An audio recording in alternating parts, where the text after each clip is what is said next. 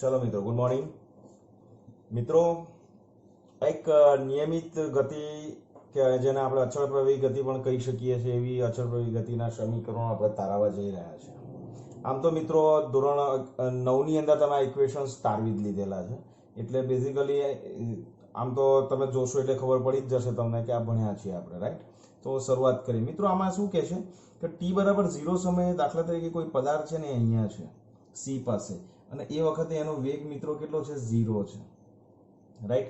અને ત્યાંથી ગતિ આ ગ્રીન કલર જે બતાવ્યો છે એ માર્ગ પર ગતિ કરીને એ પાસે પહોંચે છે, જ્યાં એનો વેગ જે છે એ v થાય છે। ઓકે, એટલે એ અહીંયા આપણને બતાવ્યો છે v, રાઈટ। આલેખ જે છે આપણો વેગ વિરુદ્ધ સમયનો જ આલેખ છે મિત્રો, આ બરાબર વેગ વિરુદ્ધ સમયનો જ આલેખ છે। તો t બરાબર 0 સમય આકૃતિ પરથી એવું લખી શકીએ છીએ આપણે કે આકૃતિ પરથી t બરાબર 0 સમયે વેગ કેટલો હતો? v v0 હતો, રાઈટ।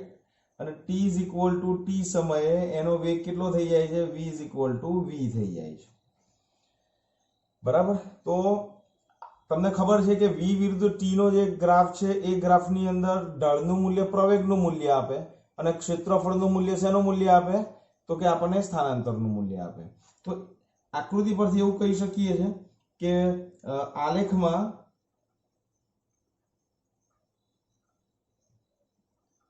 ઢાળ જે છે, ઢાળ એ પ્રવેગનું મૂલ્ય આપે, રાઈટ। આ તો તમને ખબર જ છે, તો એ આપણે શોધીએ છે। તો એ જે છે એ કેટલો થઈ જશે? ઢાળ એટલે AC નો ઢાળ।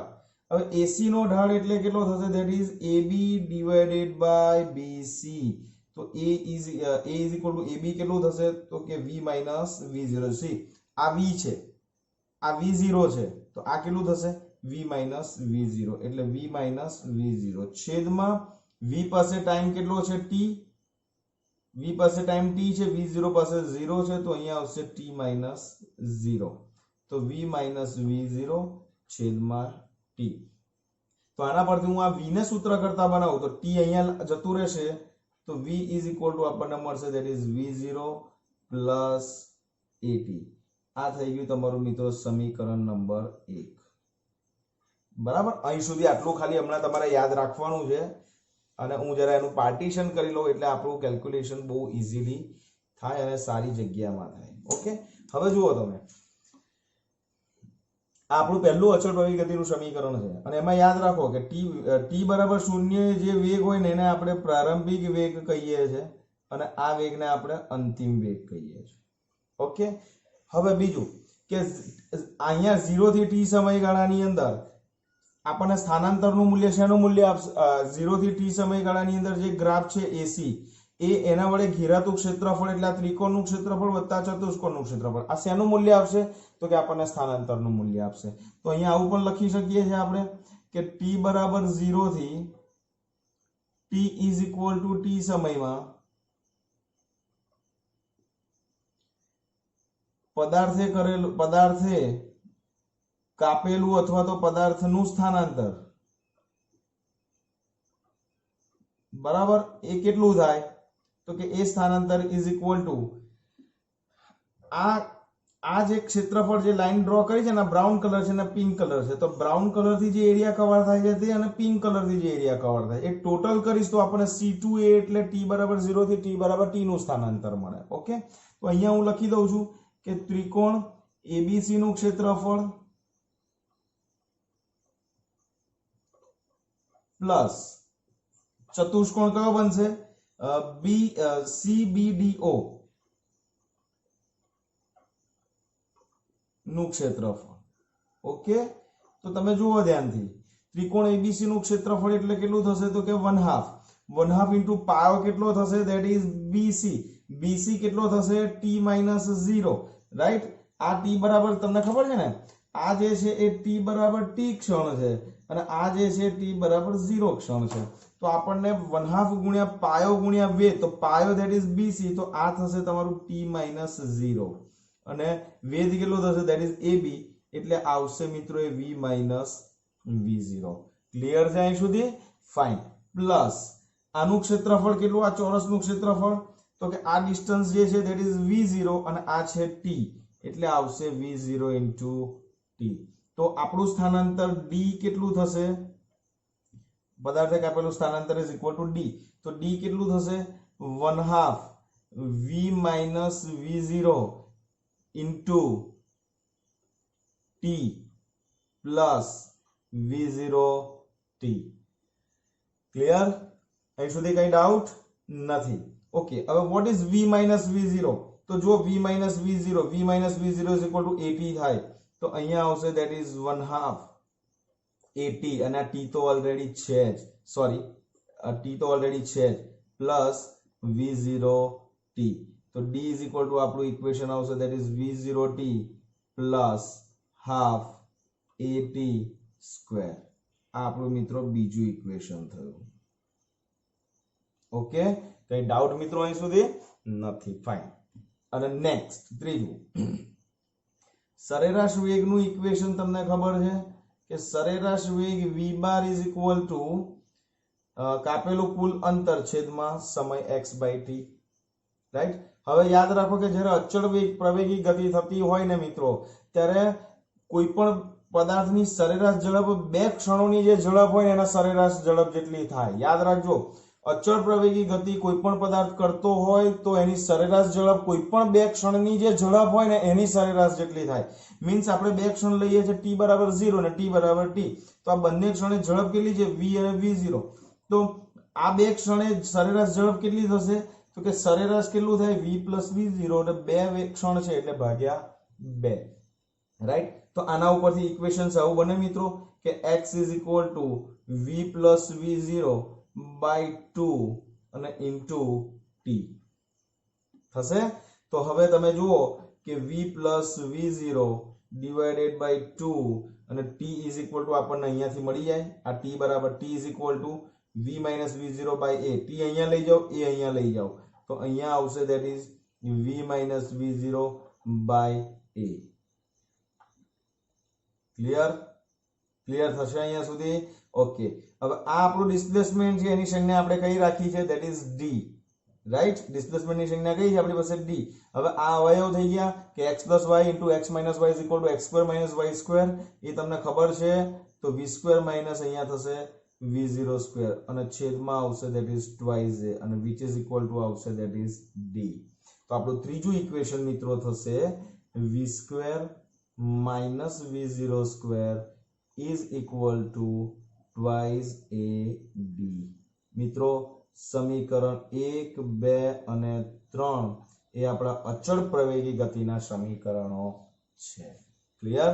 તો અહીંયા યાદ રાખજો કે સમીકરણ 1, 2 અને 3 એ અચળ પ્રવેગી ગતિના સમીકરણ છે.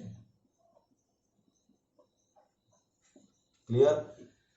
હવે તમને 3 માર્કમાં કે 5 માર્કમાં ક્વેશ્ચન્સ પૂછે કે નિયમિત અચળ પ્રવેગી ગતિના સમીકરણો લખો, તો આ ડેરિવેશન તમારા લાલ પેનથી મેં જે લખ્યું છે ને મિત્રો એ તમારે લખવાનું છે. ક્લિયર છે? કઈ ડાઉટ અહીંયા સુધી? અહીંયા કોઈ ડાઉટ નથી. અને 3 ઇક્વેશન્સ યાદ રાખો, v equal to v0 plus at, d equal to v0 t plus half at square અને v square minus v0 square is equal to twice at. આ 3 ઇક્વેશન્સ સૌથી વધારે તમને લોકોને દાખલાની અંદર યુઝ કરવાના છે. એટલે આ 3 ઇક્વેશન્સ બહુ જ તમે હાથમાં જ રાખો, તૈયાર કરો, અને એક્ઝામમાં પૂછે તો આટલું લખવાનું છે. ખાલી આ જે પેરેગ્રાફ છે ને એનું ડિસ્ક્રિપ્શન તમારે ખાલી વર્ણન લખવાનું કે આકૃતિમાં દર્શાવ્યા પ્રમાણે કોઈ વાહનનો કોઈ પદાર્થનો t બરાબર 0 સમયે વેગ v0 છે અને t બરાબર t સમયે વેગ v છે, તો આકૃતિ પરથી ઢાળે પ્રવેગનું મૂલ્ય આપે અને અહીંયાથી આખી વેલ્યુ, આટલી બધી વસ્તુ તમે ડેરિવેશન તમે લખી શકશો. રાઈટ? હા, આની અંદર થોડીક વસ્તુ બેઝિકલી અહીંયા તમે v minus v0 ની જગ્યાએ તમે રિપ્લેસ કર્યું, તો અહીંયા આપણે લખી દઈએ કે સમીકરણ 1 પરથી. રાઈટ? અને અહીં પણ સમીકરણ 1 યુઝ કર્યો, તો અહીં પણ આપણે લખવું પડે સમીકરણ 1 પરથી. રાઈટ? સમીકરણ 1 માંથી અહીંયા v minus v0 ની વેલ્યુ લાયા ને આપણે. રાઈટ? તો હું અહીંયા જુઓ તમે, આવા હું જે લખું છું એ તમારે એક્ઝામમાં લખવાની જરૂર નથી, પણ v minus v0 is equal to આપણને at પણ મળે અને t ઇઝ ઇક્વલ ટુ આપણને v minus v0 divided by a પણ મળે. તો આ બે વેલ્યુ આપણે રિપ્લેસ કરી, રાઈટ અહીંયા. તો આ રીતે તમારે આની કેલ્ક્યુલેશન મિત્રો કરવાની છે. ઓકે, હવે આની અંદર વિશિષ્ટ કિસ્સો ધ્યાનથી જોજો. આ એક્ઝામમાં લખવાની જરૂર નથી. તમને જ્યારે પૂછાય કે નિયમિત અચળ ગતિના સમીકરણો તારવો તો આટલું જ લખવાનું છે. બેઠું નોટની અંદર કોપી કરજો. ઓકે, હવે વિશિષ્ટ કિસ્સો આ લખવાની જરૂર નથી, એટલે એક્ઝામમાં લખવાની જરૂર નથી, પણ વિશેષ કિસ્સો પણ પૂછાય. ચલો, મુક્ત પતન કરતો પદાર્થ. ઓકે, મુક્ત પતન કોને કહેવાય યાદ કરો. મુક્ત પતન કરતો પદાર્થ એટલે શું? કે દાખલા તરીકે જ્યારે તમે કોઈ અગાસી પર ઉભા હોય, હાથમાં પથ્થર લઈ, અને એ પથ્થરને ખાલી હાથમાંથી છોડી દો ને તો એની જાતે જ નીચે આવે છે. કારણ શું છે એ પણ તમને ખબર છે. શું કારણ છે? તો કે પૃથ્વીનું ગુરુત્વાકર્ષણ બળ એને નીચે તરફ ખેંચે છે, અને એને કારણે એના ઉપર શું થાય? પ્રવેગ ઉત્પન્ન થાય. એ પ્રવેગને આપણે કહીએ છીએ ગુરુત્વ પ્રવેગ. યાદ રાખજો, મુક્ત પતન કરતો પદાર્થ જે છે ને એ ગુરુત્વાકર્ષણ બળની અસર હેઠળ પદાર્થ નીચે તરફ ગતિ કરે ત્યારે એનામાં જે પ્રવેગ ઉત્પન્ન થાય એને આપણે ગુરુત્વ પ્રવેગ g કહીએ છીએ. એટલે યાદ રાખો, મુક્ત પતન કરતો પદાર્થ ગુરુત્વ પ્રવેગ g થી અધો દિશામાં ગતિ કરે, રાઈટ. અને યાદ રાખો, આ વખતે g જે છે અધો દિશામાં હોય તો તમને ખબર છે ને, અક્ષ હોય તો અક્ષથી નીચે બધી વેલ્યુઝ ઋણ લઈએ છીએ, ઉપર કેવી લઈએ છીએ આપણે? ધન લઈએ છીએ. તો અક્ષથી નીચે તરફ તો અધો દિશા થઈ, આ ઉધ્વ દિશા થઈ, રાઈટ. ધારો કે આ અક્ષ છે, તો આ ઉધ્વ દિશા થઈ, આ અધો દિશા થઈ. તો g હંમેશા અધો દિશામાં જ લેવાનું તમારે, કારણ કે ગુરુત્વ પ્રવેગ હંમેશા નીચે તરફ હોય, અધો દિશામાં જ હોય. એટલે g જે છે હંમેશા તમારે ઋણ જ લેવાનું છે, રાઈટ. તો g હંમેશા ઋણ લેવું. ક્યારે? અધો દિશા હોય ત્યારે, રાઈટ. ક્લિયર? હવે ઉધ્વ દિશા હોય તો પણ તમારે એક શું લેવાનું છે? તો કે g તો પદાર્થ ઉપર જાય ને, તો અધો દિશા હોય કે ઉધ્વ દિશા, બંનેમાં g તમારે ઋણ જ લેવું. આ સંજ્ઞા યાદ રાખજો, g એ હંમેશા ઋણ લેવું, અધો દિશા હોય કે ઉધ્વ દિશા હોય, રાઈટ. અને એ g ની જે વેલ્યુ છે એ આપણને ખબર છે, ધેટ ઇઝ 9.8 મીટર પર સેકન્ડ સ્ક્વેર છે. ઓકે, હવે જ્યારે પદાર્થ આ જે છે ને, આ જે ઇક્વેશન છે ને 1, 2 and 3 ઇક્વેશન, 1, 2 and 3 ઇક્વેશન, જ્યારે પદાર્થ રોડ ઉપર આમ x અક્ષની દિશામાં સમક્ષિતિજ દિશામાં આમ ગતિ કરતો હોય ને પદાર્થ, ત્યારે તમારે આ ઇક્વેશન વાપરવાનું 1, 2 and 3 આમ. પણ પદાર્થ આમ ગતિ કરે ઉપર કે નીચે તો તમારે g લેવાનો. કેમ? કારણ કે ઉપર કે નીચે છે એ ગુરુત્વાકર્ષણ બળની વિરુદ્ધ જ તમારે જવું પડે, અને નીચે આવે છે ત્યારે ગુરુત્વાકર્ષણ બળની અસર હેઠળ આવે છે, એટલે એનામાં તમારે g જ લેવાના. તો અને ગુરુત્વ પ્રવેગ પણ અચળ છે, બદલાતો નથી. તો આ ત્રણ સમીકરણો છે એની અંદર તમને એવું પૂછે કે ભાઈ વિશિષ્ટ કિસ્સામાં એવું પણ પૂછ્યો કે મુક્ત પતન કરતા પદાર્થના ગતિના સમીકરણો તારવો કે લખો. તો એમાં 1, 2, 3 ની અંદર જે પ્રવેગ છે ને એની જગ્યાએ -g મૂકી દેવાનું, બીજું કંઈ કરવાનું નહીં, રાઈટ. તો તમને લખી દઉં છું અહીંયા આગળ કે મુક્ત પતન કરતા પદાર્થની ગતિના સમીકરણ મેળવવા સમીકરણ 1, 2 અને 3 માં a -g મૂકવું. ચલો આપણે ત્રણ સમીકરણો બનાવી દઈએ. v v0, e ની જગ્યાએ -g મૂકવું તો -gt નંબર 4. ઓકે, અહીંયા આવી જાઓ. d v0t -1/2 g t² number 5.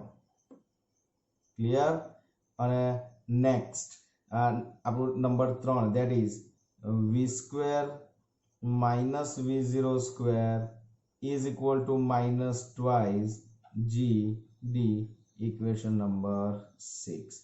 તો સમીકરણ 4, 5 અને 6 એ કોના ઇક્વેશન છે? મુક્ત પતન કરતા પદાર્થની ગતિના સમીકરણ છે.